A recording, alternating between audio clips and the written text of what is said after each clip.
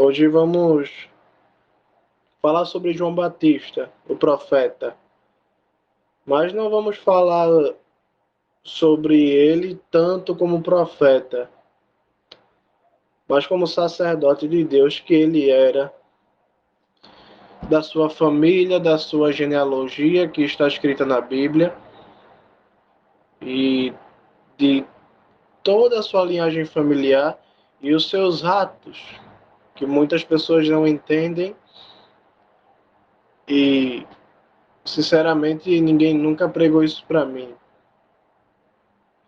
Vamos ler a palavra do Senhor Jesus Cristo em honra a Ele mesmo, Deus Pai, Filho e Espírito Santo. Somente em honra a Jesus, o único Deus que existe. Lemos a sua palavra no Evangelho de Lucas, Evangelho escrito por Lucas, capítulo de número 1, verso de número 1. Esse Evangelho de Lucas ele escreveu esse Evangelho como uma carta para um amigo dele, chamado Teófilo. E como é uma carta, Lucas ele começa o livro, o Evangelho escrito por ele, como uma carta. Veja o que diz Lucas. Lucas capítulo 1, verso de número 1, diz assim: Querido Teófilo, muitos já se dedicaram a elaborar relatos dos fatos que se cumpriram entre nós, com base no que lhes foi transmitido por aqueles que desde o início foram testemunhas oculares e proclamadores da mensagem. Portanto, Excelência, eu mesmo investiguei cuidadosamente todas essas coisas desde o começo e me pareceu bem que lhe escrevesse uma narrativa acurada e ordenada, para que possa saber quão bem fundamentadas são as coisas que lhe foram ensinadas. Antes da gente começar a falar sobre João Batista e tudo mais, vamos usar como base aqui o Evangelho de Lucas. E o Evangelho de Lucas deixa bem claro que esse Evangelho ele foi escrito por Lucas, destinado a um amigo, querido Teófilo. Lucas chama esse homem de excelência, né? Ele fala no versículo 3, portanto, excelência, eu mesmo investiguei cuidadosamente todas essas coisas desde o começo e me pareceu bem que ele escrevesse uma narrativa acurada e ordenada. Lucas, antes de começar a contar a história do Evangelho mesmo, ele diz que o propósito de ele estar escrevendo esse Evangelho para que Teófilo lesse era para que Teófilo soubesse o quão fundamentado, ou seja, quão verdadeiro é o Evangelho que foi pregado para Teófilo. Lucas ele escreve esse Evangelho para mostrar a uma pessoa que já tinha ouvido falar sobre Jesus, mostrar que tudo aquilo que foi contado a essa pessoa, no caso aqui é Teófilo, que tudo o que foi contado sobre Jesus, sobre as histórias, os apóstolos, tudo isso é verdade. Esse é o propósito de Lucas quando escreveu esse evangelho. O meu propósito aqui, quando vou usar esse livro de Lucas hoje, não é mostrar a vocês somente que tudo aquilo que lemos sobre Jesus Cristo na palavra de Deus e toda a sua palavra é verdade. Mostrar que é verdade, sim. Todas as pregações têm esse objetivo. Mas mais do que isso, quero mostrar que há muitas verdades que não conhecemos. Não estou falando de coisas ocultas, de coisas que não estão escritas na Bíblia, mas estou falando de coisas que estão escritas diante de nossos olhos, mas somos ensinados a não dar tanta importância. Somos ensinados a não prestar atenção nesses detalhes.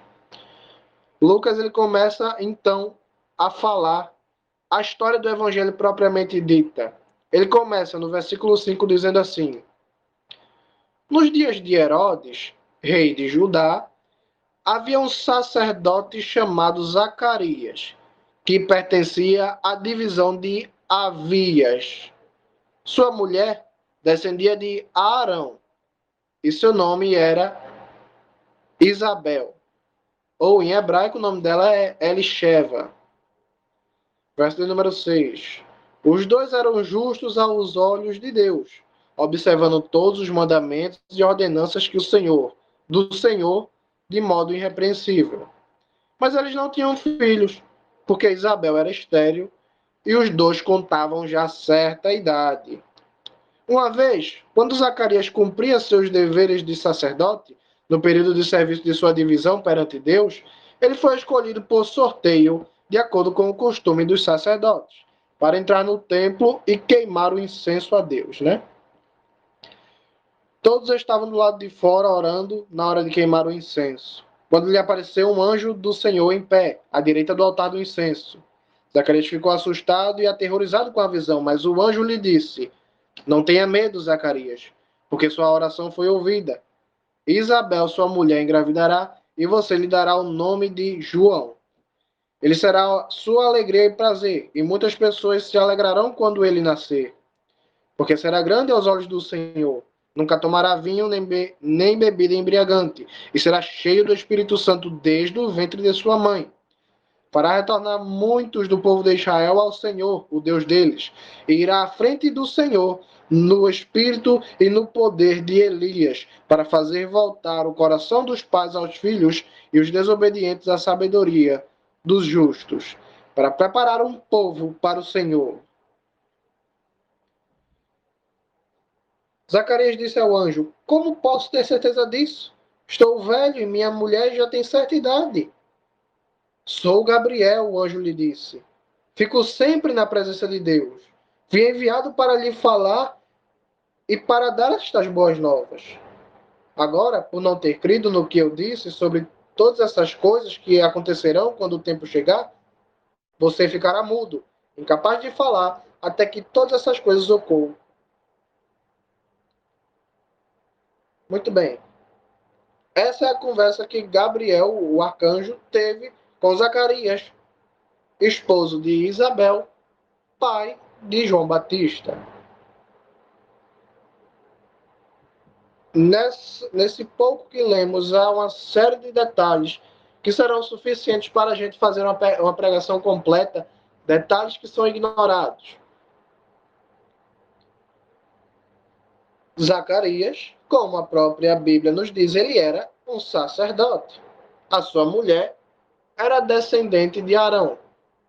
E Zacarias, ele era um sacerdote e não era somente um levita, porque levita poderia ser porteiro, poderia ser um guarda do templo, mas somente os sacerdotes poderiam oferecer incenso ou ofertas a Deus.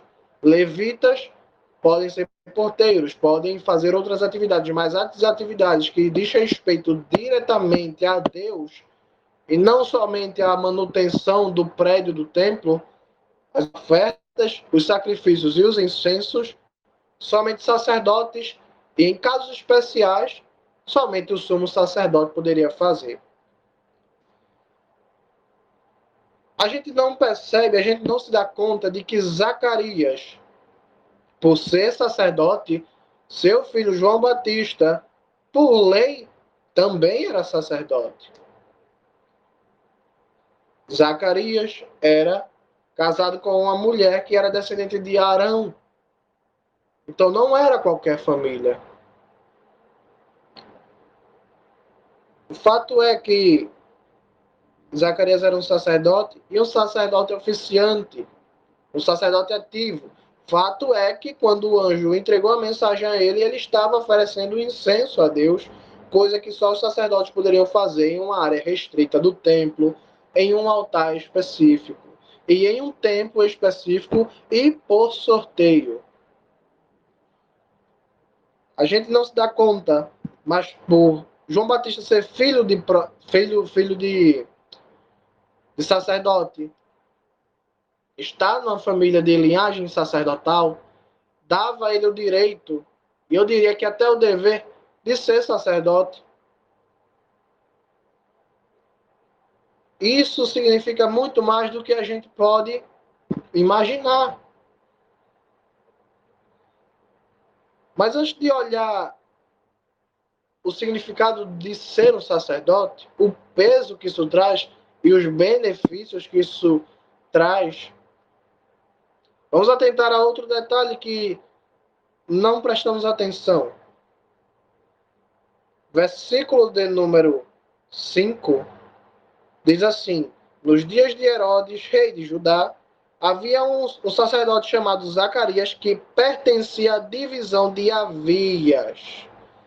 Essa divisão de Abias, ou seja, a família de Abias, essa divisão não é qualquer divisão. Vamos ver somente na genealogia de Israel acerca dessa divisão de Abias. As famílias da Bíblia, a maioria delas, estão registradas no livro de Primeiras Crônicas. O livro de Primeira Crônica, ele dedica praticamente 10 capítulos somente a genealogias. As pessoas veem aquele embaralhado de nomes e pensam que não serve para nada. Veja aqui, quem é esse tal Abias? Veja aqui, primeiro de tudo, Primeiras Crônicas, capítulo de número 5, capítulo de número 6, na verdade, verso 1. Os filhos de Levi: Gerson, Coate e Merari. Os filhos de Coate: Amram, Isaac, Evron e Uziel. Os filhos de Amram: Arão, Moisés e Miriam. Os filhos de Arão: Nadav, Abiú, Eleazar e Itamar. Isso aqui é Levi. Teve 3 filhos. Um dos seus filhos se chamava Coate. Dessa família de Coate descendeu Moisés, Miriam e Arão. Toda a família de Moisés, no caso. Vamos seguindo aqui para os descendentes, seguindo os descendentes de Coate, verso de número agora 22. Os descendentes de Coate: seu filho Aminadab, seu filho Corá, seu filho Assir, seu filho Elcana, seu filho Eviasaf, seu filho Assir, novamente Assir, né? Seu filho Tahat, seu filho Uriel, seu filho Uzias e seu filho Saul. Agora vem a parte que a gente deve prestar atenção. Os filhos de Elcana: Amassai e Ahimote. Quanto a Elcana, os filhos de Elcana, prestem atenção: seu filho Tsofai, seu filho Nahat, seu filho Eliave, seu filho Jeroão, seu filho Elcana. Os filhos de Samuel: Vasne, o primogênito, e então Avias. Chegamos a Avias. Avias, que faz parte da descendência de Coate, ou seja, faz parte também da casa de Coate, assim como Moisés, Arão e Miriam, a irmã de Moisés e Arão. Esse Avias era parte da família de Moisés, fazia também parte da casa de Moisés. Esse Avias, ele era irmão de Vasne e era descendente de um Samuel. E muita gente não percebe, mas esse Samuel aqui, que é pai de Avias, e Avias é quem dá o nome à divisão de Zacarias, o pai de João Batista, né? Zacarias, o sacerdote da divisão de Avias. Esse Avias aqui é filho do sacerdote Samuel. A gente pode confirmar isso pelo próprio nome do homem, né? Samuel. Mas isso não é o suficiente. Pelo próprio nome dos seus filhos, que são Vasne e Avias, o mesmo nome dos filhos de Samuel, vou mostrar isso, e pelo nome dos seus avós, tataravós, etc. Veja aqui. Seguindo a genealogia, você vai perceber que o nome de pessoas são trocados muitas vezes. Se você ler as genealogias da Bíblia, você vai ver que muitas vezes os nomes das pessoas são trocados, uma vez ou outra, mas a gente pode confirmar que é a mesma pessoa pelos seus familiares. Veja aqui, verso de número 33, pulando alguns versos. Aqueles que realizavam essas tarefas e seus descendentes foram começando pelos descendentes de Coate.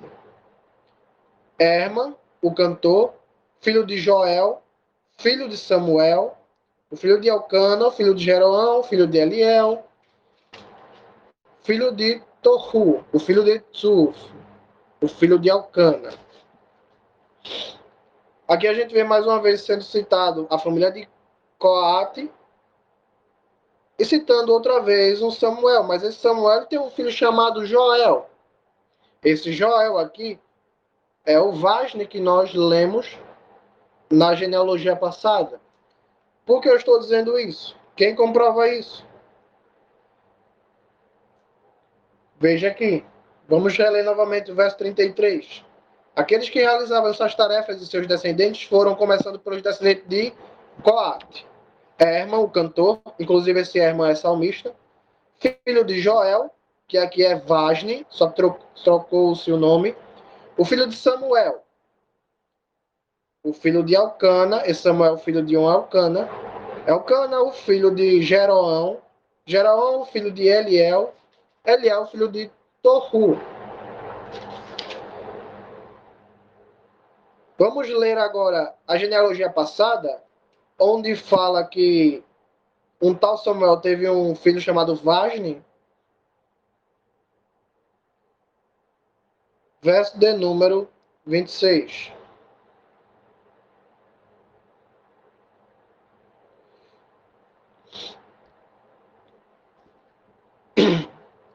Os filhos de Elcana. Quanto a Elcana, os filhos de Elcana, seu filho Sofai, seu filho Nahat, seu filho Eliabe, seu filho Jeroão, seu filho Elcana. Aí depois desse Elcana vem os filhos de Samuel, que Samuel é descendente de Elcana, que é descendente de Jeroão, que é descendente de Eliabe, que é descendente de Tohu, do mesmo jeito que lemos aqui.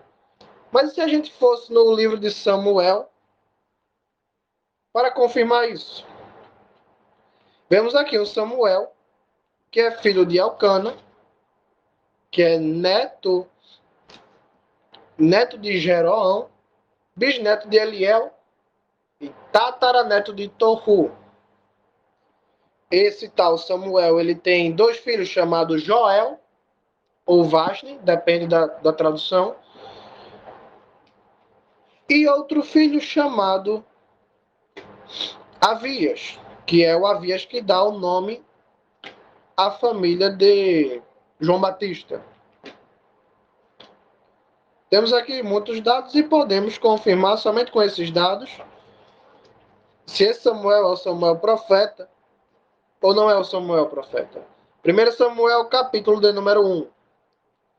Havia um homem de Ramataim Sofim, nas montanhas de Efraim, cujo nome era Elcana, o filho de Jeroão, neto de Elihu, bisneto de Tohu, e filho de Tsuf de Efrate. Vamos ler novamente quem eram esse Elcana, pai do profeta Samuel, cujo nome era Elcana, o filho de Jeroão, neto de Elihu, ou Eliabe, depende da tradução também, isso muda, bisneto de Tohu, o filho de Tsuf de Efrate. E agora a gente volta lá no livro de Crônicas para ler a mesma coisa. Isso nos vai explicar muita coisa sobre João Batista. Primeiras Crônicas, capítulo de número 6, verso de número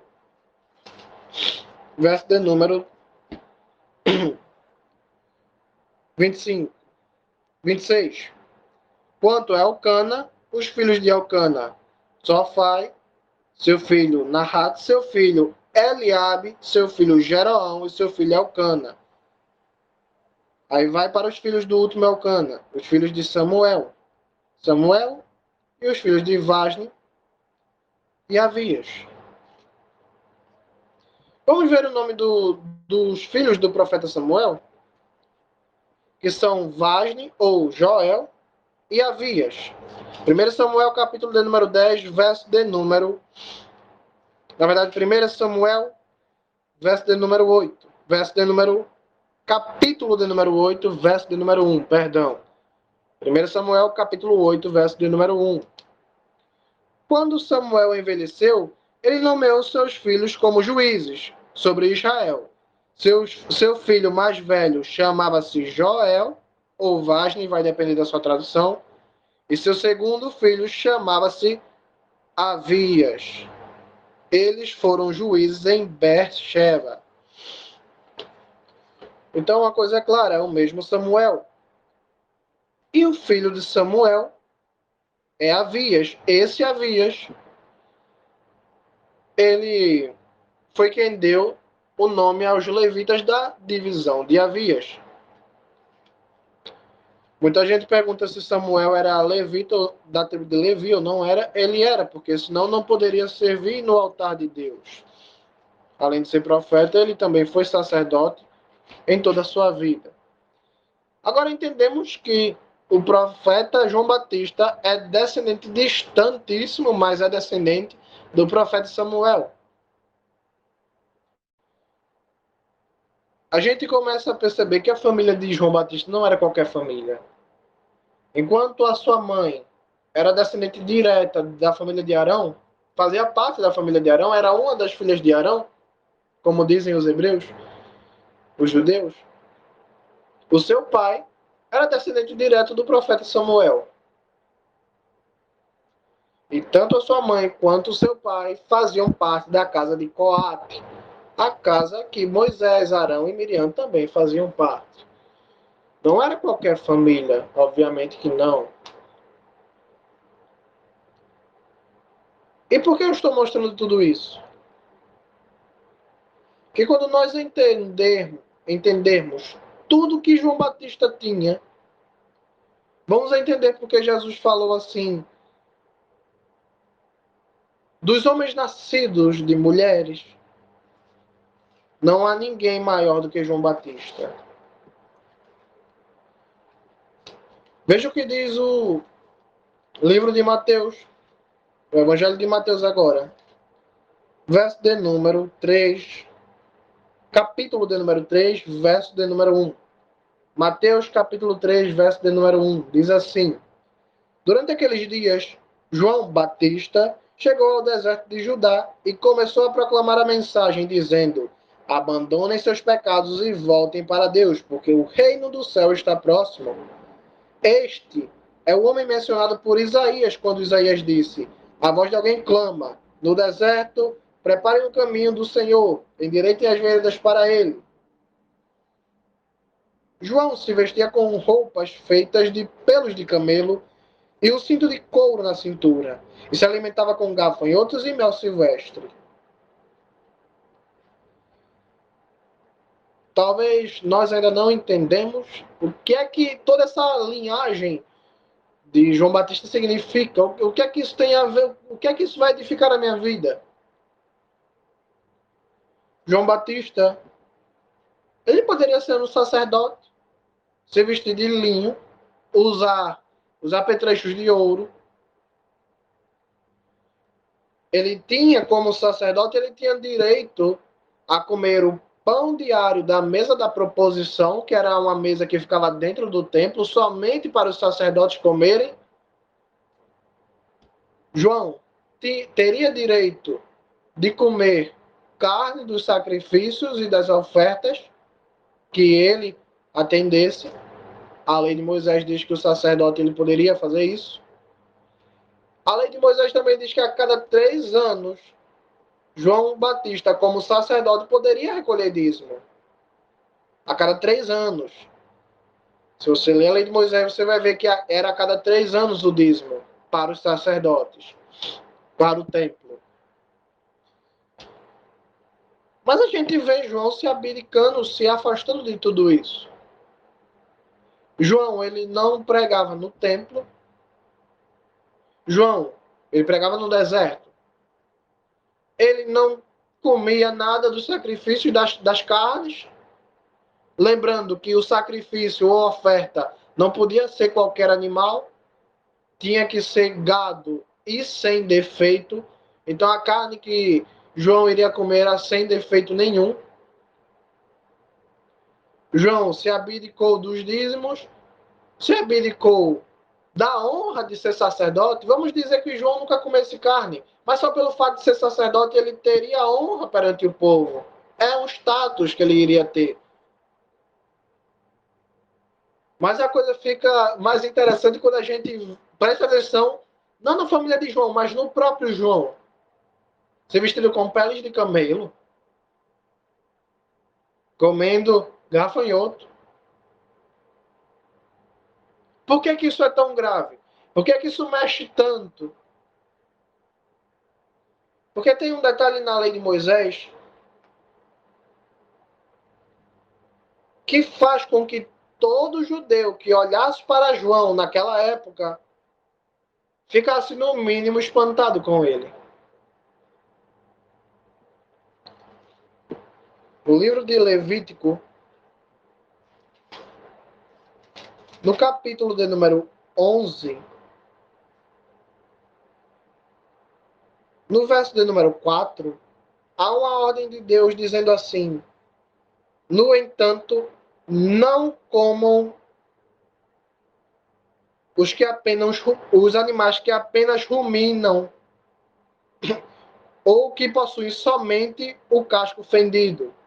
Por exemplo, o camelo, o coelho e a lebre são impuros para vocês, pois eles ruminam, mas não têm o casco fendido.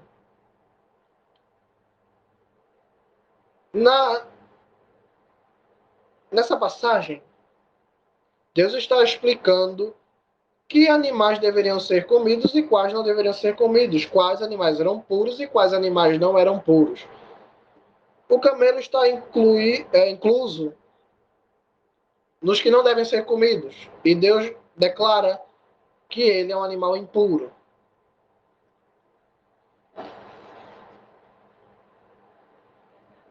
Mas então João, um sacerdote, porque sacerdotes deveriam em todo o tempo estarem puros, especialmente os sacerdotes, todo o povo, mas especialmente os sacerdotes, porque iriam entrar no templo. Aí nos aparece João com a roupa de um animal impuro. Peles de camelo.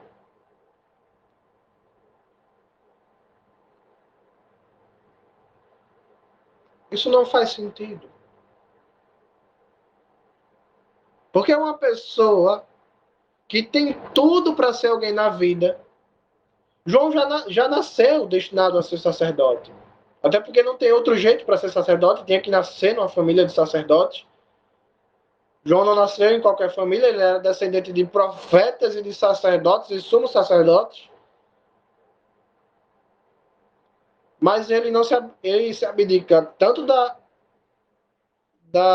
do status de ser sacerdote, quanto do privilégio e do sustento dos dízimos e ofertas. Ele se abdica das roupas de linho, do turbante, da placa de ouro. Ele abdica também do templo. Ele vai para o deserto.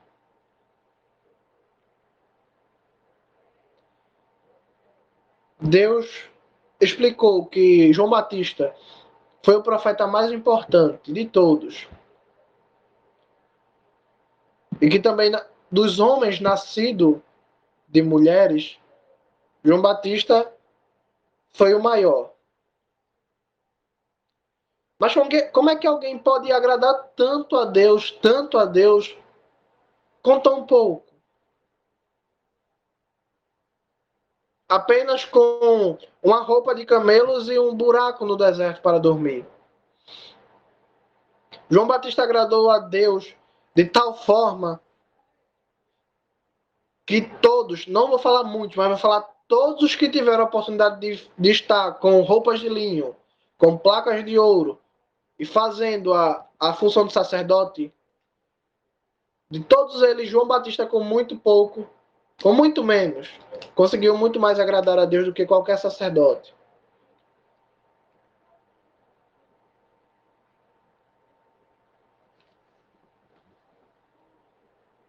Será que agora começamos a entender o porquê João Batista foi o mais importante?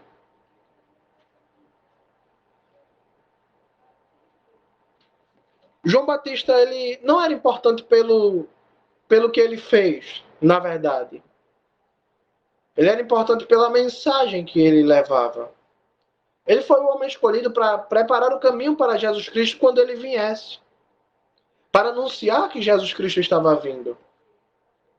Sim, os outros profetas anunciaram, mas João Batista foi aquele que teve que preparar o povo para ver as profecias acontecendo. João Batista, ele morreu pelo evangelho, decapitado. E ele não fez milagre nenhum. Ele era profeta, mas em nenhum momento você não vê sinais nenhum. Ele não foi como Elias, ele não abriu o mar como Moisés. Tampouco ele vivia dizendo eu profetizo, eu profetizo, eu profetizo. Como é que um homem que não diz eu profetizo, que não faz milagres, não tem sinais, não tem nada, também não age como sacerdote, também não come como sacerdote, também não se veste como sacerdote? Como é que um homem beirando a vida de um mendigo consegue ser o homem mais importante daquele tempo?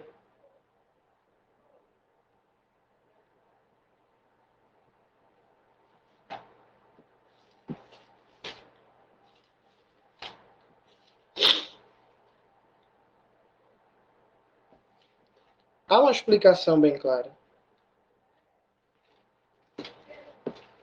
Era pela mensagem. Era pela mensagem.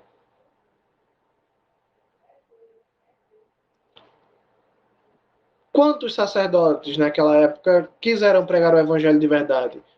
O evangelho de João diz que até líderes do templo creram em Jesus, mas por medo, diz a palavra que por amar mais o louvor dos homens do que o louvor a Deus, eles se calaram e não confessaram Jesus. Mas João Batista entregou a sua cabeça, na verdade, o seu corpo e a sua vida para viver como um sacerdote de Deus. Não como um sacerdote do templo, como os fariseus viviam, como os saduceus viviam, mas como sacerdote de Deus. Não do templo, mas de Deus. E quando a gente tenta convidar as pessoas a não serem sacerdotes do templo, mas de Deus, somos expulsos do templo. Por que João Batista ele não pregava no templo? Tudo bem que ele não fosse sacerdote porque ele precisava cumprir uma missão, mas porque ele não ia no templo?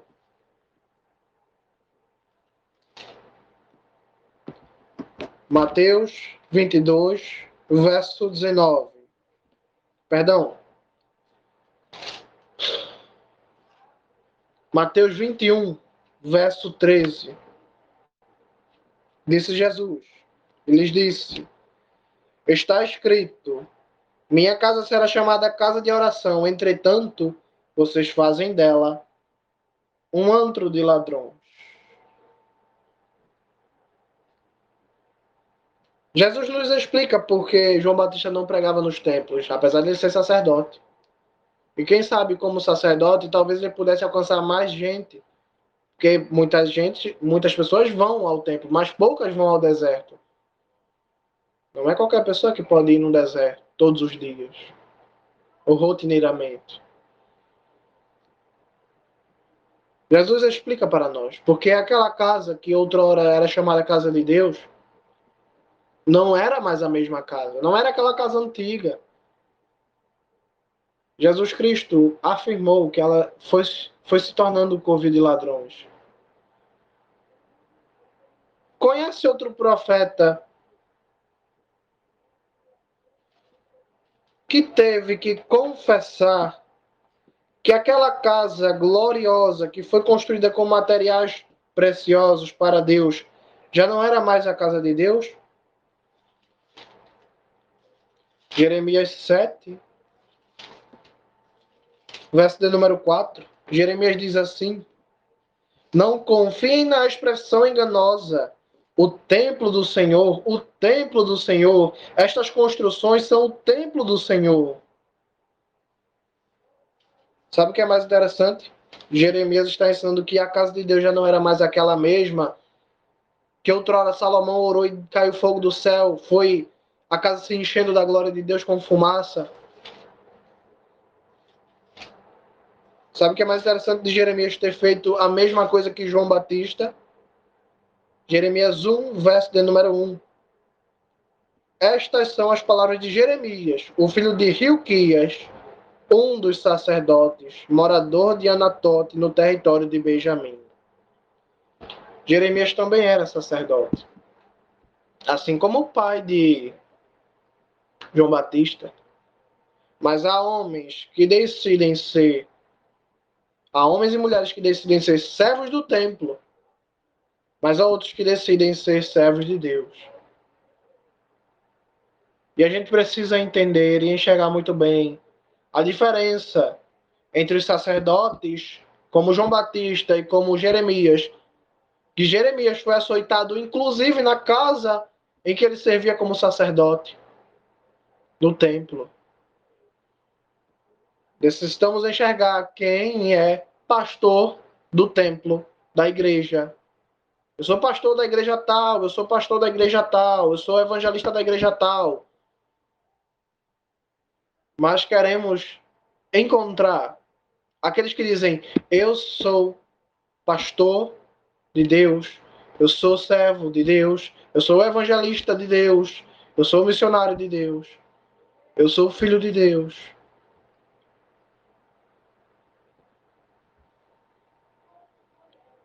O fato é que é muito complicado. É muito difícil deixar a família, a linhagem, o destino agradável. Mas talvez a gente possa entender o porquê desses homens pregarem como pregavam, de viver como viviam. E quem sabe isso nos responda uma pergunta, porque muitas vezes nos perguntamos o que é que João Batista tinha que eu não tenho, o que é que os profetas tinham que eu não tenho, o que é que Paulo tinha que eu não tenho, por que ele pregava o povo se convertia, por que ele conseguia jejuar mais, por que ele conseguia orar mais, por que ele conseguia falar com Deus, por que ele conseguia ouvir a voz de Deus. Tudo vai de acordo com as suas prioridades. A sua prioridade é a linhagem familiar, o status. São as ofertas, são os dízimos. É ser sacerdote do templo ou ser sacerdote de Deus?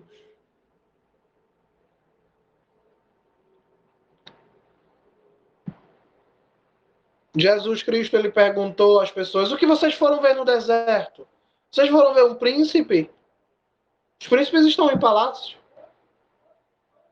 Vocês foram no deserto ver um profeta. Jeremias era um profeta.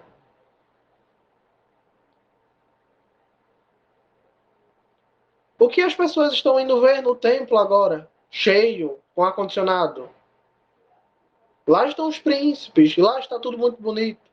Agora venha para o deserto. More no deserto. Porque é no deserto onde Jesus Cristo foi batizado e o Espírito Santo testificou. E Deus também. Foi no monte, não foi no templo. Foi no monte onde Jesus transfigurou. Foi no monte que aconteceu a maior pregação de Jesus Cristo, o Sermão do Monte. Foi no deserto onde começou a primeira pregação do Evangelho por meio de João Batista. E foi entre as cidades, nas ruas, que começou a primeira pregação de Jesus. As coisas mais importantes não aconteceram no templo. Aconteceram onde Jesus está. E se Jesus não está no templo, não importa se é no deserto. Na verdade, o céu só importa porque Jesus está lá. Não importa se é no deserto. Eu sei que muitas pessoas se apegam a templos, aos sacerdotes do templo, mas eu prefiro buscar os homens e as mulheres que estão num deserto, que estão no esgoto, não sei. Mas eu quero buscar Jesus onde ele esteja. Eu não quero uma casa melhor, eu não quero uma namorada, eu não quero. Eu não quero contas pagas, eu não quero carro. Eu quero Deus. Você tem Deus para me dar? Porque, sinceramente, eu fui no templo e me prometeram de tudo menos Jesus. Mas quem sabe há por aí uma mulher, um homem, no deserto, anunciando aquilo que a minha alma precisa. Porque no templo só tem príncipes, mas eu não quero príncipes, eu quero o rei, o Senhor dos senhores. Essa foi a pregação de hoje. Eu espero que tenha sido edificante. E que você preste mais atenção nos homens e mulheres que a Bíblia nos mostra, nos seus exemplos de vida, que muitas vezes perdemos a edificação pela pressa. Vamos ler aquela história na Bíblia, vamos ler o Vale de Ossos Secos e vamos sempre focando nos mesmos detalhes, não vamos meditando. Medite na Bíblia. Amém?